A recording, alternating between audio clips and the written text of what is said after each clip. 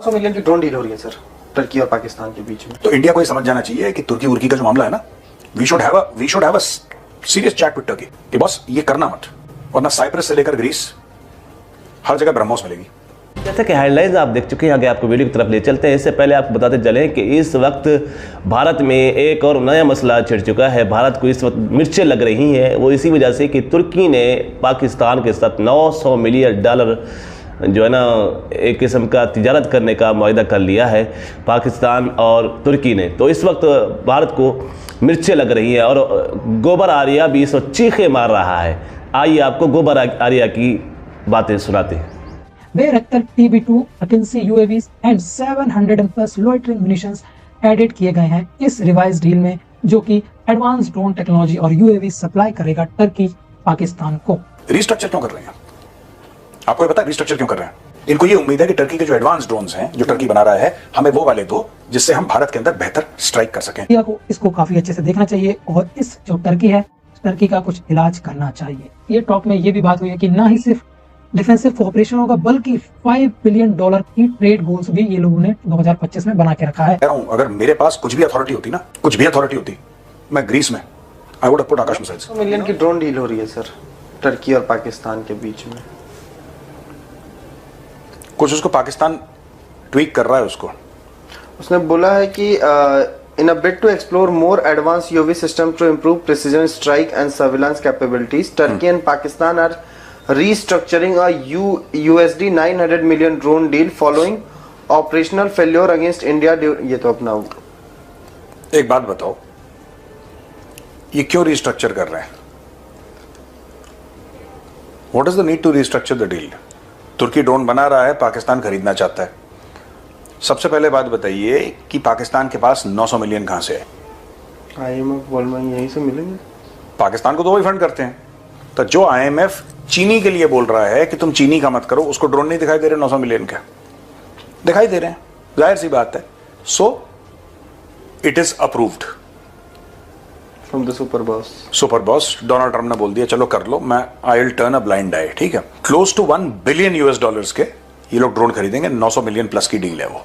Recently हुआ क्या है कि जो पाकिस्तान और टर्की के बीच में जो $900 मिलियन की ड्रोन डील हुई थी, उसको कैंसिल करके इस डील को दोबारा रिवाइज कर दिया गया है। क्यों? क्योंकि ऑपरेशन सिंदूर में जैसे पाकिस्तान को मुंह की खानी पड़ी, जो मेट ड्रोन थे उस सब को इंडिया के जो एयर डिफेंस सिस्टम था उन्होंने डिस्ट्रॉय कर दिया। तो इस दौरान हुआ क्या कि पाकिस्तान चाहता है कि वो एडवांस ड्रोन्स और एडवांस वेपन्स चाहता है टर्की से, इसलिए उन्होंने अपनी पुरानी ओल्ड जो डील है $900 मिलियन की, वो कैंसिल करके नई एडवांस डील साइन की है। तो ये इसके इम्प्लीकेशन क्या हो सकते हैं? टर्की और पाकिस्तान में जो ड्रोन डील हुई थी ऑपरेशन सिंदूर के पहले, उसको रीअसेस किया है पाकिस्तान ने, देन फिर एक नई रिवाइज डील साइन की है। तो ओरिजिनली जो डील थी वो थी $900 मिलियन की, जिसमें टर्किश मेड ड्रोन्स और म्यूनिशंस टर्की सप्लाई करने वाला था पाकिस्तान को। देन अब इसको रिवाइज करके अब इंक्लूड किया गया है कुछ एडवांस ड्रोन्स और म्यूनिशंस, जिसमें Bayraktar TB2 Akinci UAVs and 700+ loitering munitions added किए गए हैं इस रिवाइज डील में, जो कि एडवांस ड्रोन टेक्नोलॉजी और यूएवी सप्लाई करेगा टर्की पाकिस्तान को। रिस्ट्रक्चर क्यों कर रहे हैं? आपको ये पता है रिस्ट्रक्चर क्यों कर रहे हैं? क्योंकि टर्की ने इनको कुछ ड्रोन दिए थे, टर्की ने इनको सारे ड्रोन नहीं दिए थे, और जो कुछ टर्की ने दिए थे वो फेल हो गए। इनको ये उम्मीद है कि टर्की के जो एडवांस ड्रोन्स हैं जो टर्की बना रहा है, हमें वो वाले दो जिससे हम भारत के अंदर बेहतर स्ट्राइक कर सकें। और सिर्फ ये बात नहीं है, हमें मैन पावर भी दो जो ड्रोन्स चलाएं। तो इंडिया को ये समझ जाना चाहिए कि तुर्की उर्की का जो मामला है ना, we should have a serious chat with Turkey कि बॉस ये करना मत, वरना साइप्रस से लेकर ग्रीस हर जगह ब्रह्मोस मिलेगी। क्या? हर जगह तुम्हें ब्रह्मोस मिलेगी, हर जगह तुम्हें पिनाका मिलेगी। और इनको कर देना चाहिए ग्रीस को। मैं तो कह रहा हूं, अगर मेरे पास कुछ भी अथॉरिटी होती ना, कुछ भी अथॉरिटी होती, मैं ग्रीस में I would have put Akash missiles. मैं तो कह रहा हूं सर कि टर्की से पूछना चाहिए, आप कह रहे हैं सीरियस बातचीत, टर्की से ये पूछना चाहिए इस बार कि बस जूता खाओगे कि चप्पल, क्योंकि मारेंगे जरूर। मतलब देना तो है मिसाइल जरूर, अब तुम डिसाइड करो कि कैसी मिसाइल हम दें। तो रीजन इसके का ये है क्योंकि जितने भी ड्रोन्स थे उनका परफॉर्मेंस फेलियर रहा against the Indian defence and against the Indian की है।